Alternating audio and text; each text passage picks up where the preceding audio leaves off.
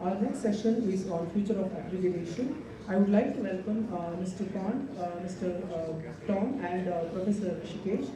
Uh, Mr. Keith Pond is a former manager with Midland Bank PLC and a full-time senior lecturer in banking and economics at Loughborough University and have accumulated 40 years of experience in business and banking education, higher education management, and teaching innovation.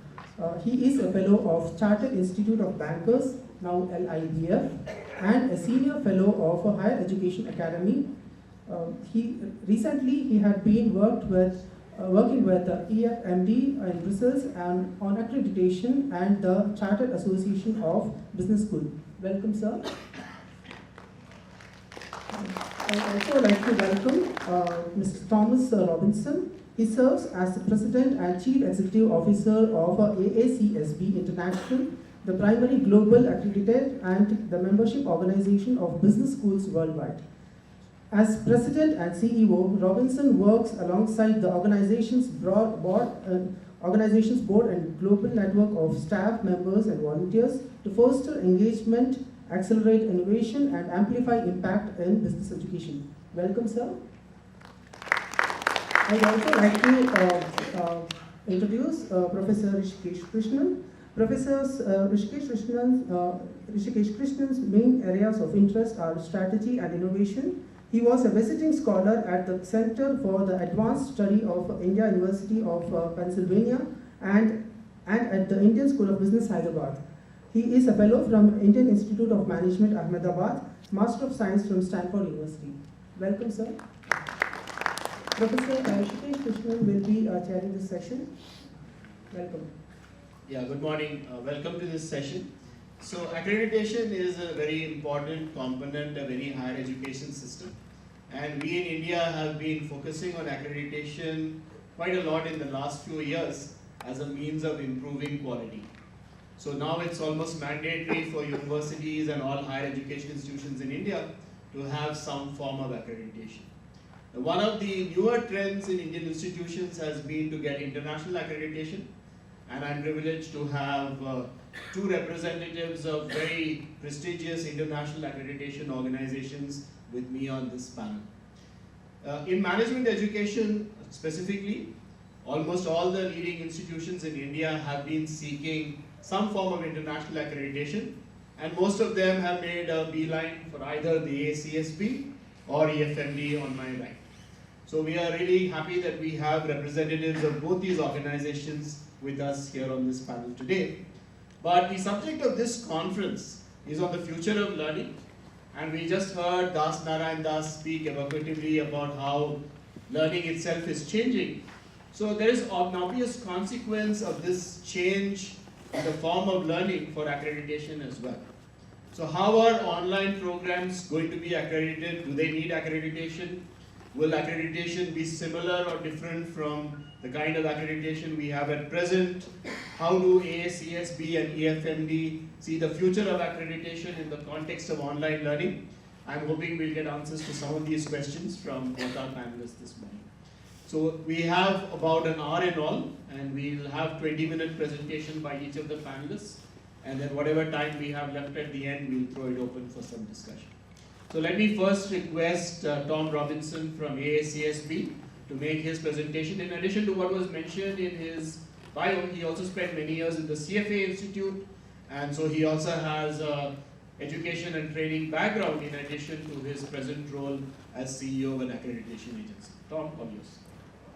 Good morning. So what I'd like to do is, for my part of the presentation, is set the context, look at some of the changes that are happening in the business environment, some of the changes that are happening within business schools, and then end with what the impact or potential impact is on accreditation. So let's talk a little bit about trends in business and society that are affecting business schools. And you've heard about a lot of these, particularly on the technology side in the other parts of the conference. But I want to add a few elements. Demographics are changing dramatically. People are living longer, people are working longer. The changes in demographics for the college-age population are varying quite a bit across the world, and I'll show you some data on that. We're seeing increasing urbanization. If you look at the UN population data, they estimate that in the next couple of decades, more than 2/3 of the world's population are now going to live in urban centers versus many in rural areas. You're also seeing a need for greater specialization of knowledge. So if you want to practice today in a field like finance or data analytics, you have to have a deep specialty education fairly early in your career. And that's changing what some of the programs are that we're offering. There's also a greater interest today from millennials to do public service, to do well but also do good at the same time. So all of these things are going to impact business schools. Let's look at the UN data. The UN projects out for the next 50 years using mortality rates, fertility rates, what population changes are going to be around the world.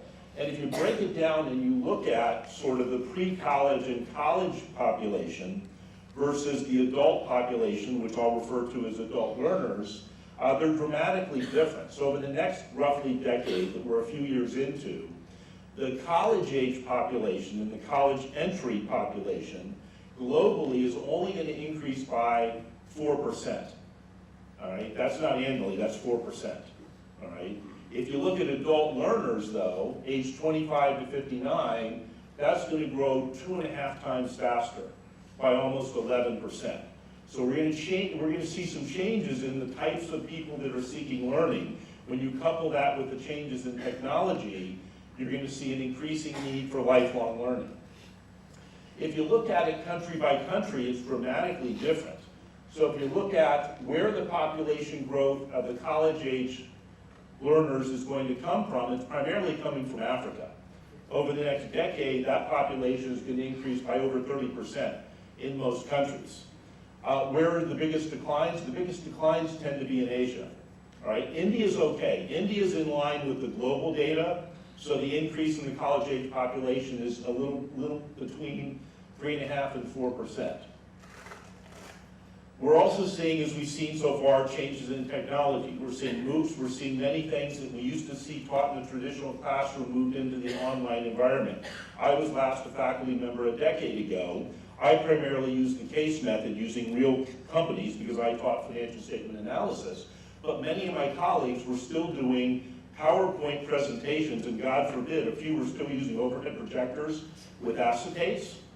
You don't see that in college classrooms today. When I walk into a classroom around the world, primarily what I see is experiential learning. We're moving a lot of that basic knowledge acquisition into Blackboard and other learning management systems where the student does that work outside the classroom, comes into the classroom and works on real cases. So we're seeing an increase in leveraging technology for business schools, but we're also seeing changes in jobs. The jobs that we're preparing students for today didn't exist 5 years ago.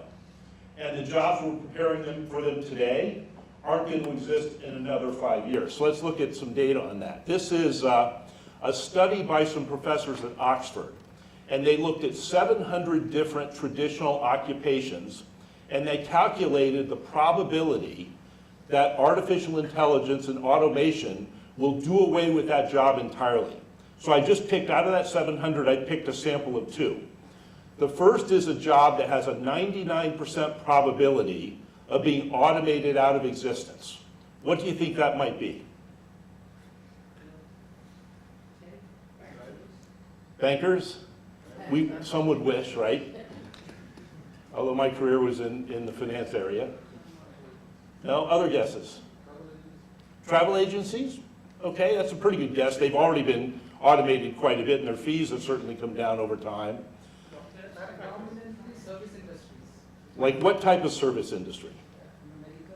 Medical, thank you. So actually that 99% are actually tax preparers, so we'll come back to medical. So tax preparers, so within accounting, tax preparation, the government has most of the data today, at least for the traditional economy, they do the calculation.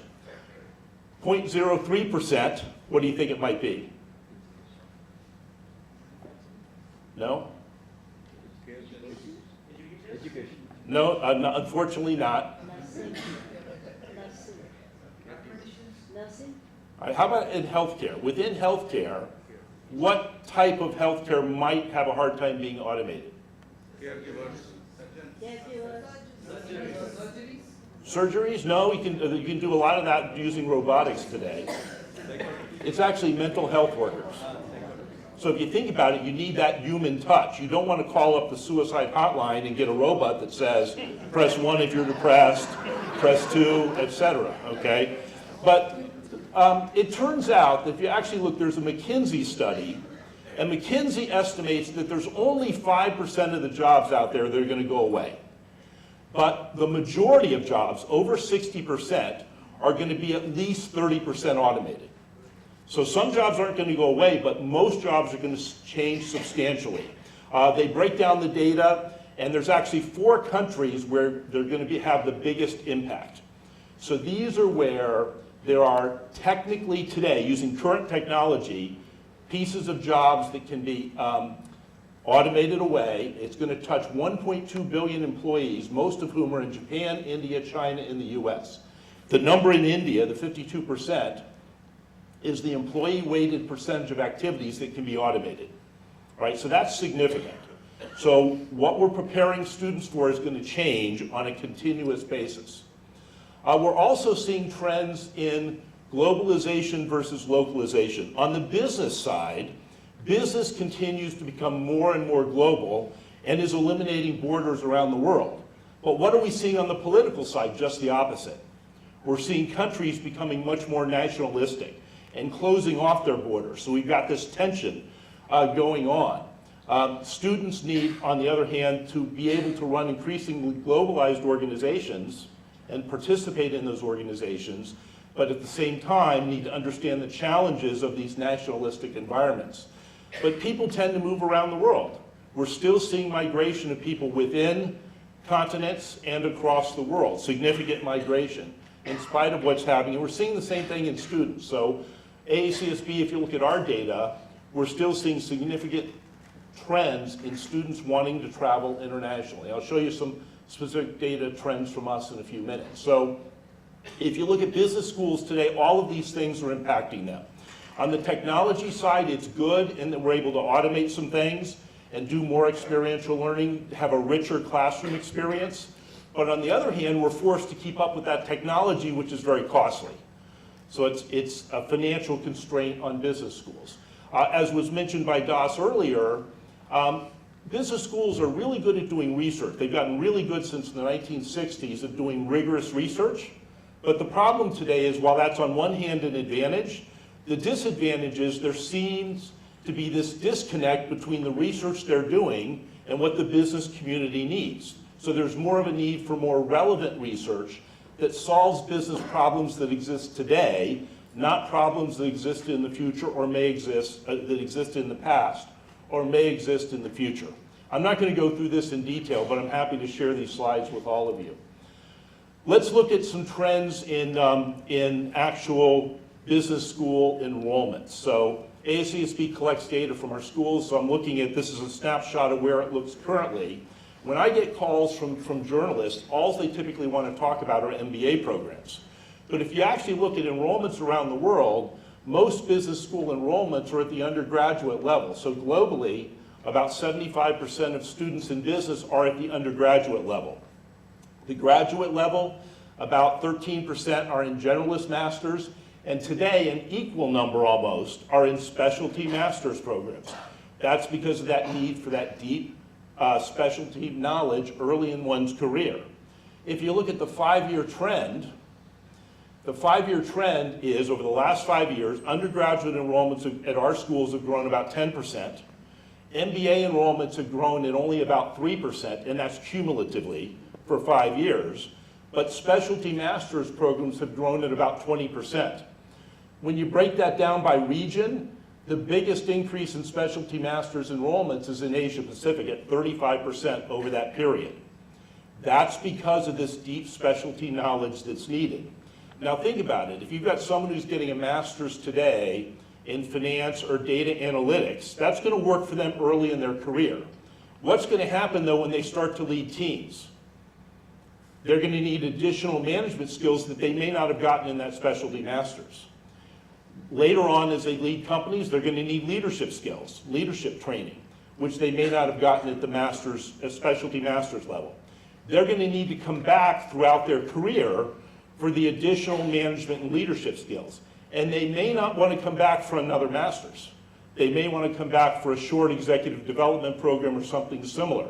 So we're also seeing a lot more stackable credentials. So I'll spend a minute on that. So as was mentioned, I ran education globally for the CFA Institute for about a decade before I joined AACSB. The CFA program, in order to participate in it, you first have to have an undergraduate degree, preferably in a business subject, finance, accounting, or economics. So that program stacks upon an undergraduate business program. But it doesn't teach you things like management and leadership. So we're increasingly seeing this need for stackable programs. So for example, I can see somebody creating an MBA that stacks on top of a specialty master's in finance, or stacks on top of a CFA program. So we're going to see this continuous need for new and different types of programs going forward. Students are moving around, so this is also our data. Undergraduate student enrollments, they're tending to be more and more mobile. Same thing for specialty masters. The MBA has been relatively flat because the enrollments have been relatively flat.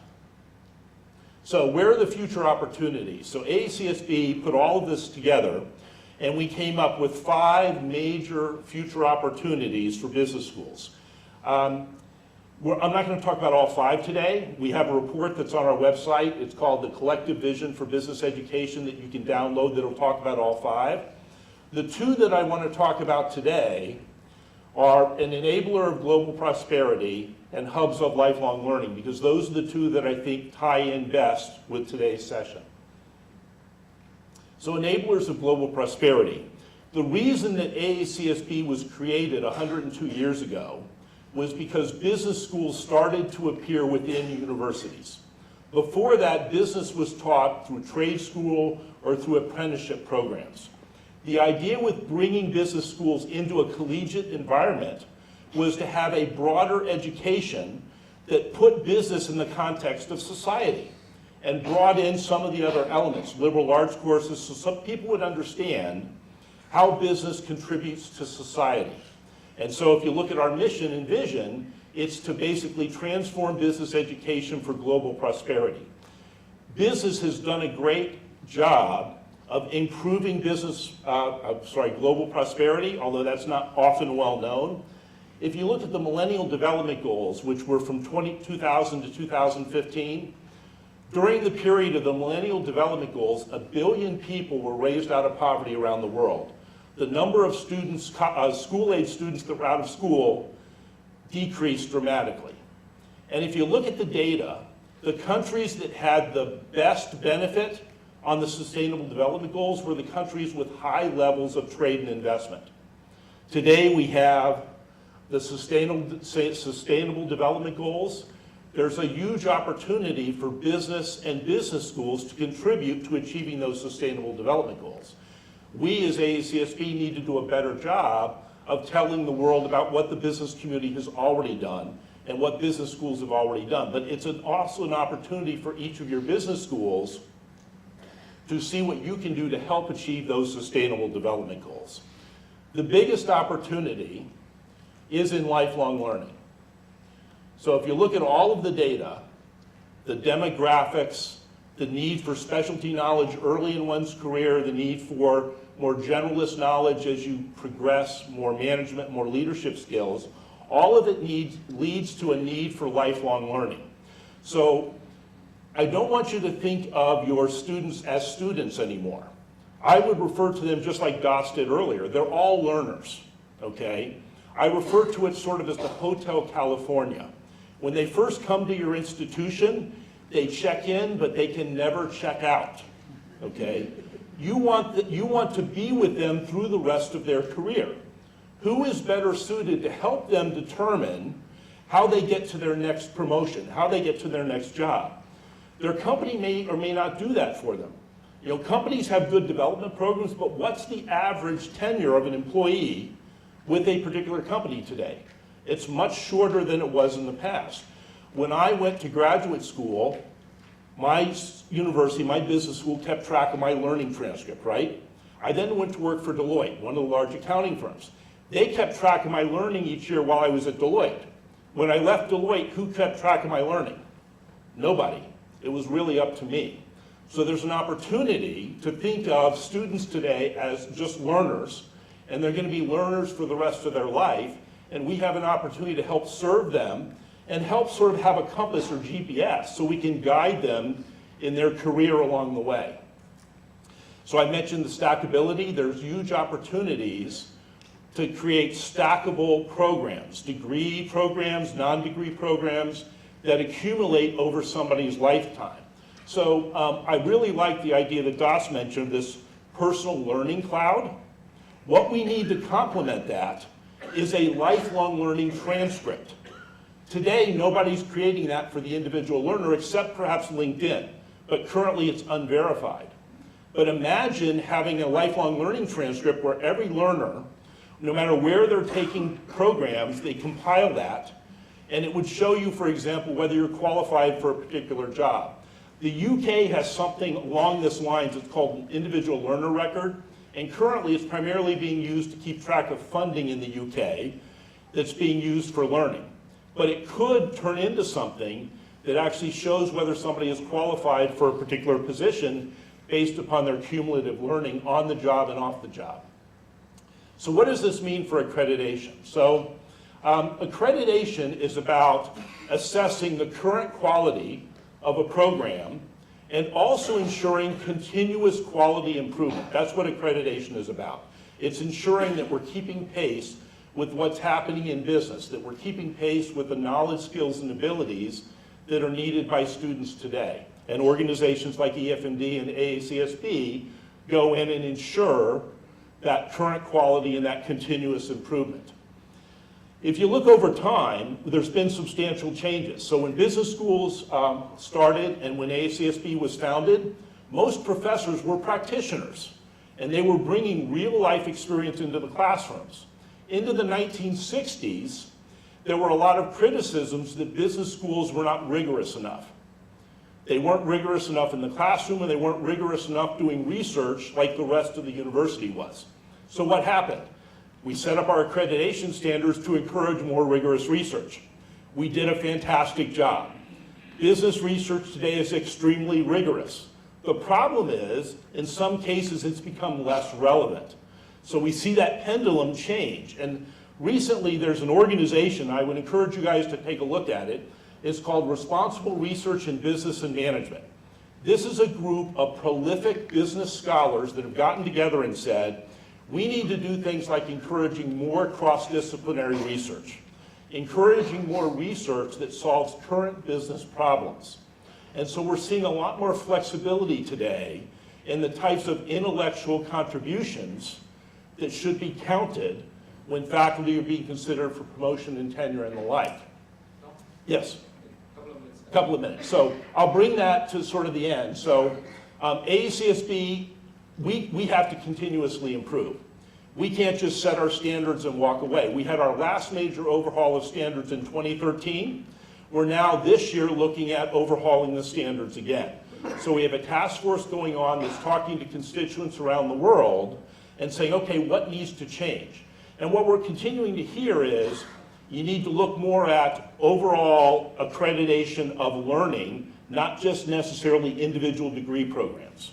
You need to make sure we have good assurance of learning, but it has to be flexible, done in a flexible format.